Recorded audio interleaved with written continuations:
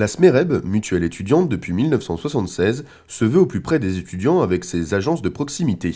Benoît Monet, directeur SMEREB de la région Bourgogne-Franche-Comté, nous explique l'augmentation générale des mutuelles en 2012.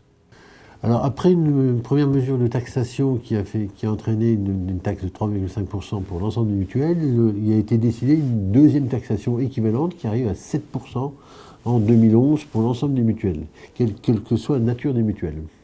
Cette hausse généralisée des mutuelles pourrait impacter les ressources de nos étudiants. Mais la SMEREB a-t-elle opté pour l'augmentation de ses tarifs ?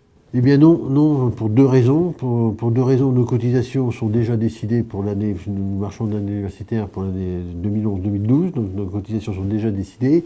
Et en plus, ça poserait un problème financier aux étudiants important qui entraîne le fait que nous ne pouvons pas répercuter cette hausse sur nos cotisations. Pour éviter d'handicaper les étudiants bien souvent sans aucun revenu, la SMEREB a donc choisi de conserver ses tarifs. Mais la question se pose tout de même, ne serait-ce encore pas une régression des droits des patients ?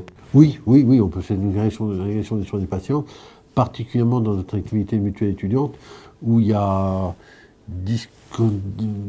distorsion entre le fait d'une aide à la mutualisation des étudiants et le fait de taxer les mutuelles étudiantes.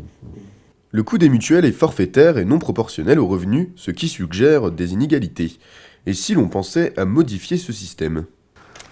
Je dirais oui pour les mutuelles civiles, c'est-à-dire les mutuelles de salariés, mais pour les mutuelles étudiants, un étudiant par principe n'ayant pas de revenus fixes, sauf les étudiants boursiers, mettre une cotisation étudiante au niveau selon les revenus étudiants me semblerait difficile. Avec toutes ces charges, les étudiants ont parfois du mal à vivre convenablement un mois entier et visiblement, ça ne va pas en s'arrangeant. Ah oui, sans aucun doute. J'en discutais par exemple encore hier soir avec un médecin généraliste qui me citait des exemples de multiplication d'automédication des étudiants qui achètent une boîte et au lieu de l'acheter ou de la mettre dans un placard, la donne à quelqu'un d'autre. Le problème, c'est que ça peut soit entraîner une mauvaise médication, soit des soins terminés à l'hôpital, comme ça arrive certaines fois. Et dans ce cas-là, les économies pour la santé sont totalement annihilées. La santé n'est pas le premier souci des étudiants, et c'est même, en cas de besoin,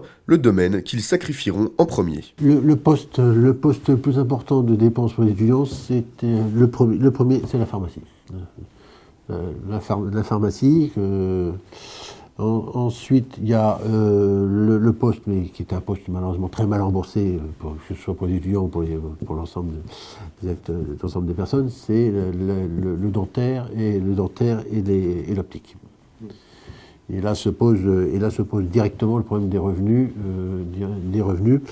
sachant que la situation étudiante en santé est directement liée, par exemple, au fait que les étudiants qui sont logés chez les parents sont beaucoup mieux soignés que les étudiants qui sont, par exemple, en résidence universitaire ou en indépendance, parce que des priorités.